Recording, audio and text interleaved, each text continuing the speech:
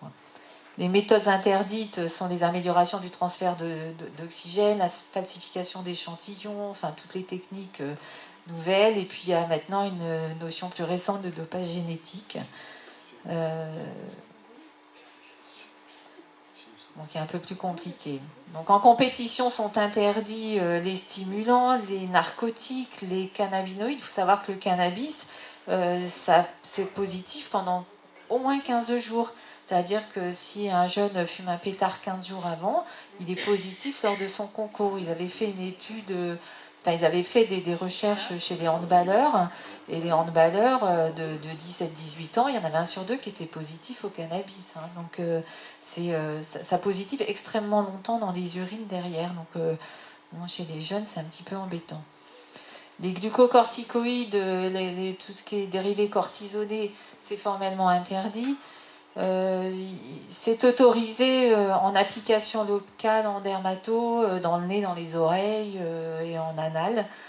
En rectal, ça ne l'est pas. En intraveineux, ça ne l'est pas. En prise en péros, ça ne l'est pas. Donc il y a quand même des petites nuances sur le dosage. Il y a des substances qui sont spécifiques, ce qu'on appelle des substances spécifiques. Ce sont les substances qui vont être utilisées comme... qui vont être dans un produit, dans un médicament que vous allez prendre pour autre chose, un médicament pour le rhume où il va y avoir de l'éphédrine, machin. Et ça va positiver.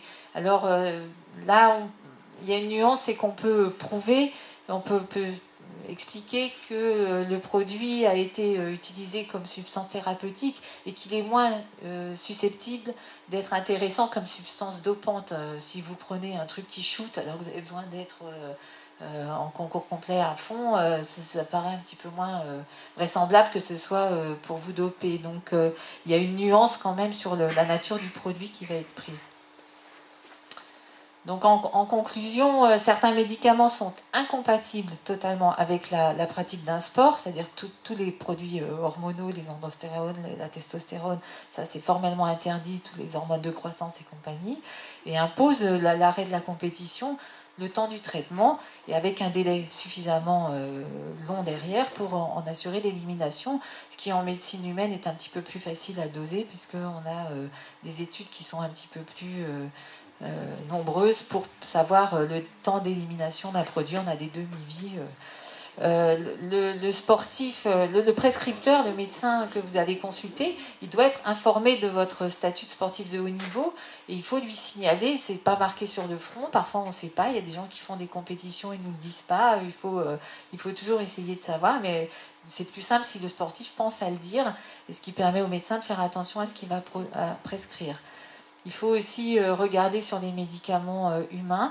Il y a toujours marqué substances susceptibles de positiver les contrôles antidopage. C'est marqué sur les produits. Il faut consulter la liste des produits dopants sur Internet. Et si vous avez pris un médicament par mégarde, si vous avez oublié, si au moment d'un contrôle antidopage, il faut signaler spontanément et avant le prélèvement le produit que vous avez pris. Il ne faut pas attendre d'être positif et dire mais au fait j'avais pris ça ne marchera pas. Donc il faut se méfier aussi des préparations, comme l'a dit Xavier Goupil tout à l'heure pour les chevaux, c'est vrai pour les humains, on voit beaucoup de gens maintenant qui commandent des produits par internet, des fortifiants, des complexes protidiques hyperprotéinés pour augmenter leur masse musculaire. Il faut savoir que dans ces produits-là, il y a des produits cachés, et il y avait une étude qui avait été faite à l'INSEP, où ils avaient pris des produits comme ça, des compléments protidiques, et ils avaient analysé les substances, et dedans il y avait de la créatine, il y avait des produits qui étaient interdits à l'époque, et c'était pas signalé sur la boîte, c'était pas signalé comme dans les composants. Donc il faut faire extrêmement attention, il ne faut pas acheter des produits qui n'ont pas pignon sur rue, qui ne sont pas validés, parce que tous ces fortifiants, ces vitamines, ces machins, ça peut contenir des produits interdits. Voilà, je vous remercie.